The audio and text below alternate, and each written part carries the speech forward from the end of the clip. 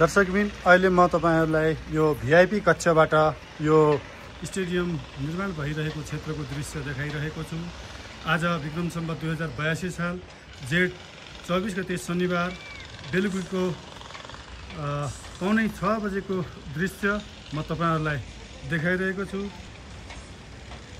कृपया साथीहरु भिडियोलाई पुरा हेरेर कीर्तिपुर क्रिकेट ग्राउन्डको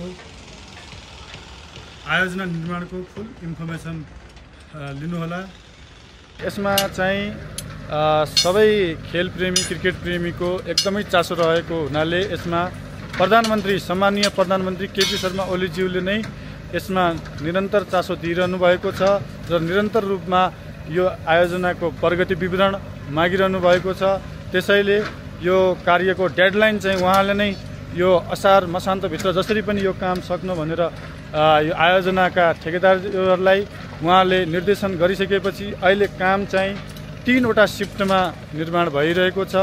बिहान, बेलुकी र राति समेत यो काम भइरहेको छ। राति काम गर्नको लागि तपाईँ देख्न सक्नुहुन्छ लाइटहरू जडान गरिएका छन्, यहाँ सीसी क्यामेराहरू जडान गरिएका छन्। कामहरू के कसरी भइरहेको छ भनेर निरन्तर प्रगति विवरण चाहिँ सबैको चासोको विषयको भएको हुनाले प्रधानमन्त्रीले ज्यूले पनि यसमा नियमित रूपमा ब्रिफिङ लिइरहनु भएको छ। नेपाल सरकार शहरी विकास मन्त्रालय अन्तर्गत यो टियु क्रिकेट मैदानमा यो फ्लड लाइट इन्स्टलेसनको काम तीव्र गतिमा अगाडि बढिरहेको छ भने यसको कुल लागत एमाउन्ट चाहिँ 42,91,653.89 रुपैयाँ रहेको छ र यसको निर्माण कम्पनी ठेकेदार कम्पनी चाहिँ भिसन ईश्वरी जोइन्ट भेन्चर रहेको छ फ्लड लाइट निर्माण। अब यसै गरी प्याराफिट निर्माण अन्तर्गत म तपाईहरुलाई देखाउन गइरहेको छु। यो पनि नेपाल सरकार शहरी विकास मन्त्रालय अन्तर्गत नै रहेको छ र यो प्याराफिट निर्माणको कुल लागत चाहिँ 49,25,67,302.47 रुपैयाँ रहेको छ र यसको कन्ट्र्याक्टर चाहिँ ठेकेदार कम्पनी चाहिँ BKOI KCDC BG joint venture company रहेको छ। यो तलको बेस रहेको छ।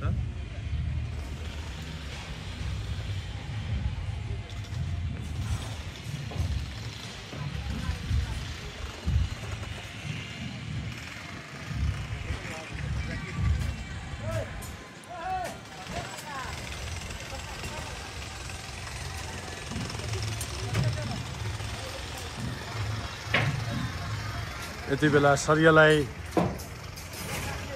रडहरूलाई बाँधेर अनि सटरिङको काम भइरहेको छ। अब यसपछि यसमा ढलान गरिनेछ।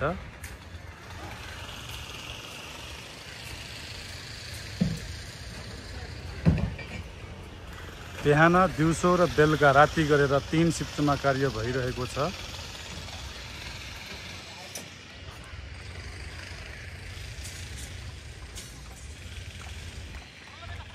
यो मैले देखाइरहेको भिआइपी कक्ष हो। यतातिर ढलान कार्य सम्पन्न भइसकेको छ भने तलपट्टि भनेपछि माथिपट्टि बेस बनाइँदैछ, रडहरू टाइट गरिँदैछ, ठाडमा लगाएर सटिङको काम भइरहेको छ।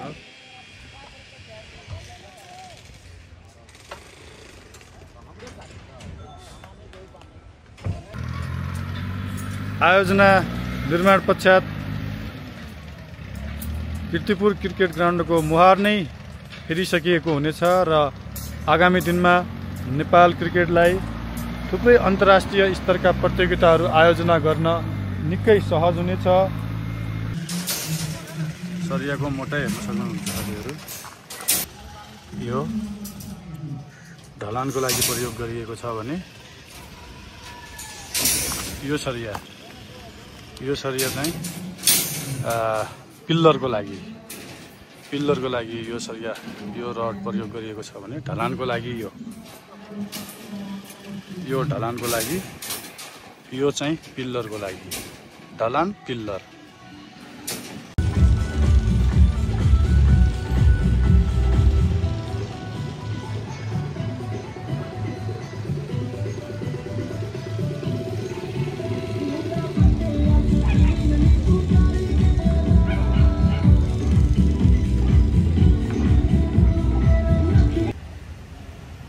फ्लोट लाइटको बेस रहेको छ।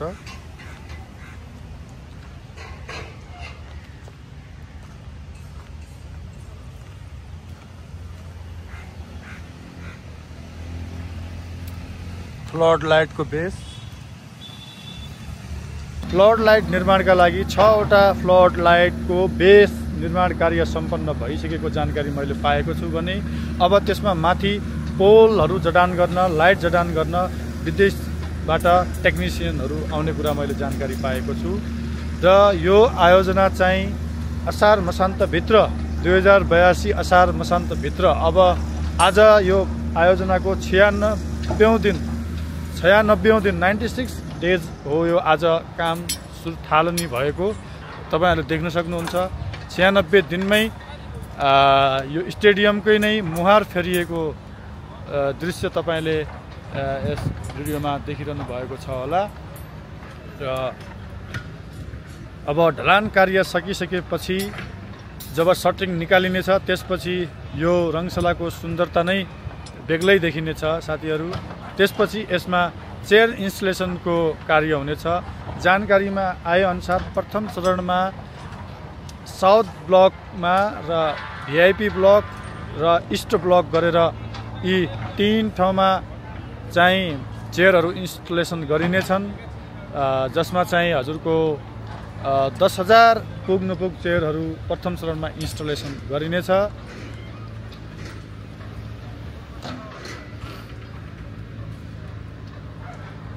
यो आयोजना निर्माण भइसकेपछि देशले नेपाल क्रिकेटले एउटा इन्टरनेसनल स्ट्यान्डर्डको स्टेडियम क्रिकेट स्टेडियम पाउनेछ भनेपछि नेपालको क्रिकेट खेल जगतको मुहार नै फेरिनेछ। नेपाललाई एनपीएल आयोजनाहरू गर्न सजिलो हुनेछ। अन्तर्राष्ट्रिय थुप्रै आयोजनाहरू गर्न, सीडब्ल्यूसी लिग 2 का आयोजना गर्न र क्रिकेटलाई चाहिँ रातिको समयमा पनि खेलाउन सकिनेछ।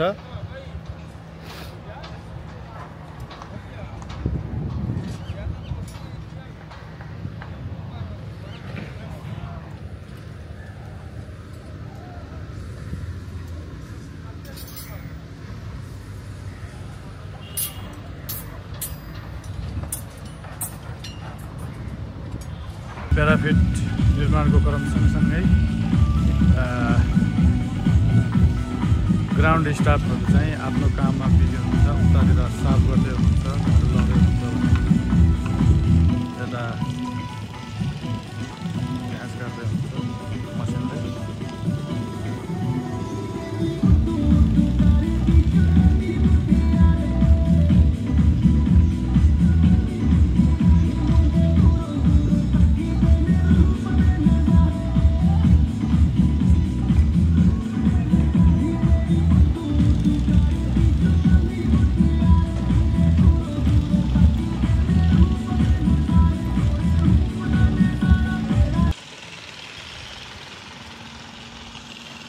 दर्शकले आजको यो भिडियो तपाईहरुलाई कस्तो लाग्यो प्लिज मन परेको खण्डमा एउटा लाइक र सब्स्क्राइब गरिदिनु होला जीके नेपाल च्यानललाई। यति भन्दै म आजको लागि बिदा चाहन्छु र म कीर्तिपुर क्रिकेट ग्राउन्डको नयाँ अपडेट लिएर तपाईँ सामु फेरि अर्को हप्ता आउने नै छु। धन्यवाद।